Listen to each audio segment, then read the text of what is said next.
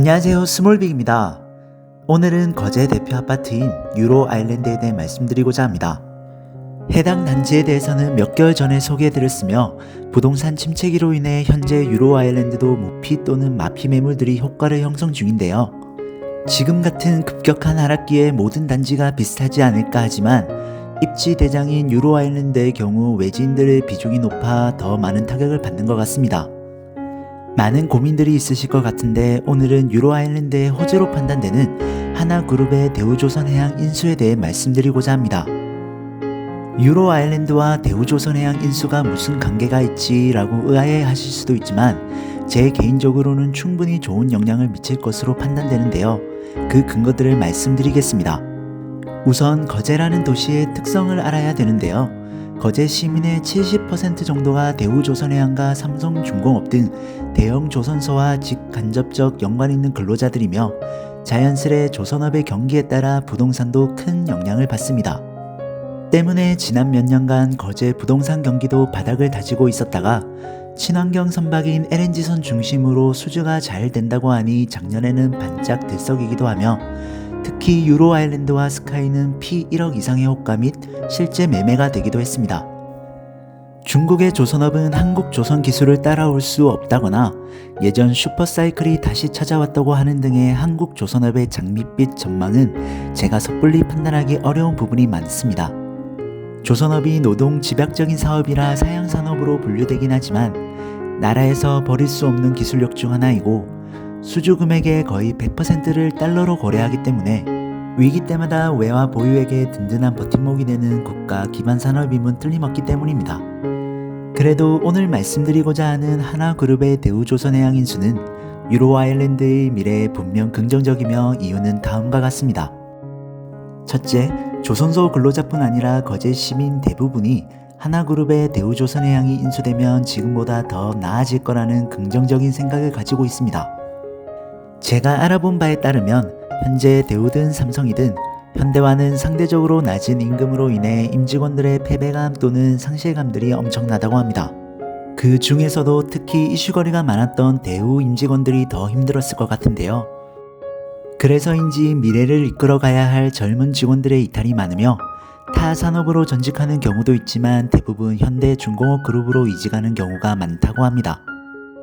조선 빅3로 불렸던 예전에는 현대가 1등이니 대우 삼성이 1등이니 하며 자존심도 내세웠지만 요즘은 너도나도 현대가 짱이야 라고 외치고 있으니 거제에 남아있는 직원들의 사기는 바닥을 치고 있는데요.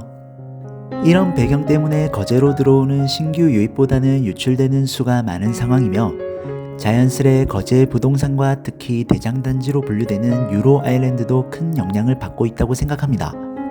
불투명한 미래로 인해 거제에 집을 사는 것도 더 기피하기 때문인데요. 이런 상황에서 하나그룹이 대우조선해양을 인수하면 무엇이 달라지느냐?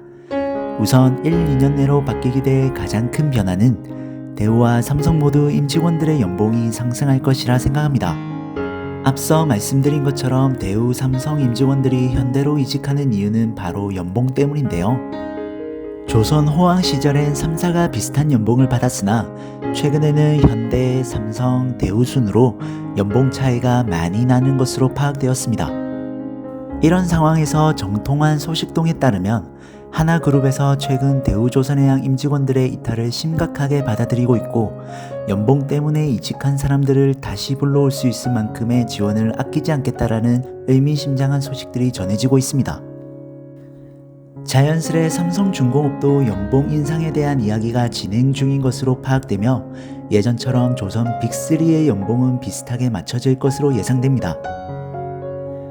모두가 패배감에 힘들어하다가 이제는 바뀔 수 있다라는 긍정적인 마인드로 바뀐과 동시에 연봉도 상승한다면 거제 부동산 중 특히 유로 아일랜드에는 호재로 분류됨이 분명해 보입니다. 둘째, 2023년부터 신인 및 경력사원 모집이 늘어날 가능성이 큽니다. 수주 잔고는 많은데 비해 임직원 수가 많이 줄어든 상황에서 배는 누가 짓냐라는 걱정이 쌓이고 있다고 하는데요. 조선업이라는 새로운 산업에 뛰어든 하나그룹에서도 이를 충분히 인지하고 있기에 한화그룹이라는 이름으로 새로운 신인 및 경력사원들을 많이 모집할 것으로 예상합니다. 더불어 삼성중공업에서도 같은 고민을 하고 있기에 비슷한 시기에 신규 채용을 하지 않을까 생각됩니다. 만약 새로운 인구가 거제시로 유입이 되고 만약 매매를 고려하는 사람이라면 유로 아일랜드를 우선 고려할 것으로 판단되기에 1, 2년 뒤에 유로 아일랜드는 지금보다 그 가치가 상승하지 않을까 추측됩니다. 에이, 그래도 요즘 금리가 너무 비싼데 어떻게 매매를 하냐고 생각하실 수도 있지만 대우든 삼성이든 임직원들을 위한 저렴한 금리 대출이 마련되어 있기에 요즘 같은 고금리에도 타 지역보다는 금리의 영향이 조금 덜할 수도 있는 점 참고로 전달드립니다. 마지막으로 3년 또는 5년? 아니 그 이후의 이야기일 수 있는데요. 이건 진짜 저의 뇌피셜입니다.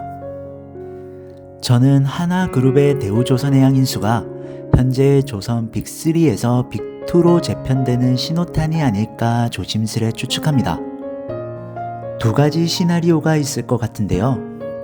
삼성그룹에서 삼성중공업을 하나그룹에 완전 매각하여 빅2가 되거나 또는 삼성중공업에서 선박과 해양플랜트 비중을 현재보다 많이 낮춰서 전체적으로는 빅3에서 빅2로 재편하는 흐름으로 바뀌지 않을까 합니다.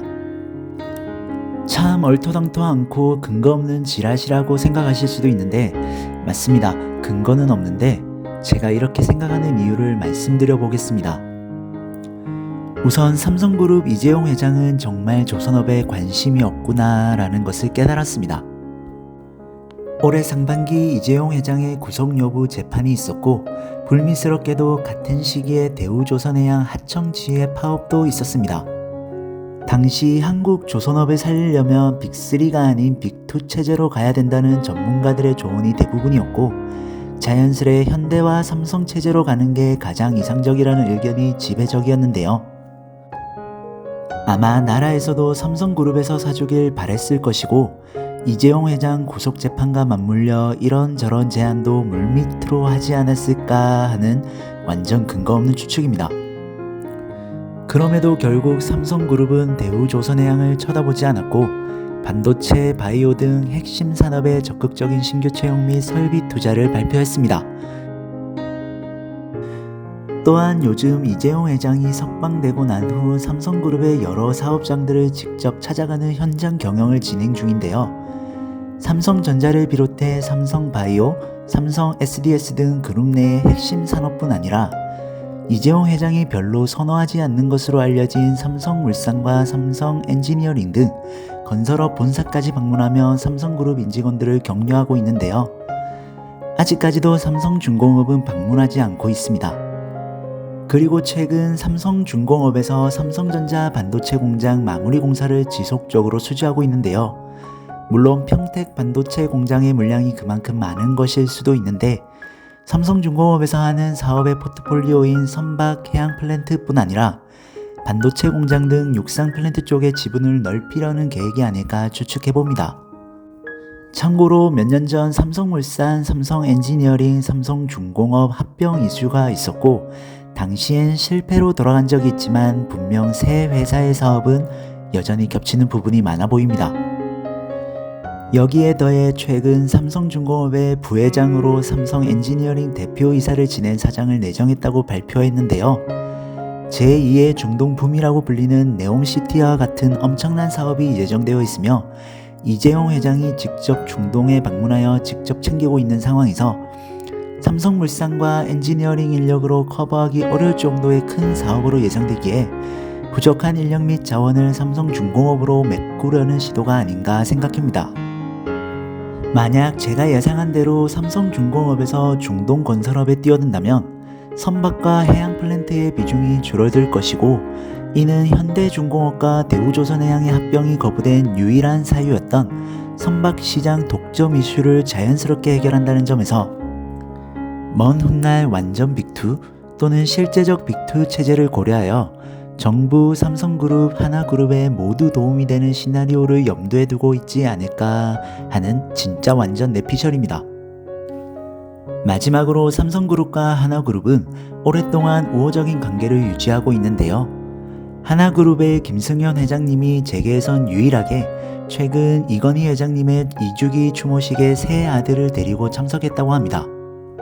김승현 회장이 직접 이건희 회장은 친형님으로 모시던 분이라고 했을 정도로 오랫동안 친분을 쌓았으며 특히 사업적으로도 삼성 테크윈, 삼성 탈레스 등을 하나그룹에 패키지 매각한 실적이 있으며 서로 윈윈하는 관계를 잘 유지하고 있습니다. 이런 상황에서 삼성그룹은 조선업을 하기 싫어하고 하나그룹은 조선업이라는 국가기관 산업에 첫 발을 내디디며 몇 년 뒤 또다시 빅3가 아닌 빅2 체제가 되어야 한다는 여론이 형성된다면 충분히 생각해 볼 수 있는 시나리오가 아닌가 하는 지극히 개인적인 추측입니다. 서론이 길었는데요.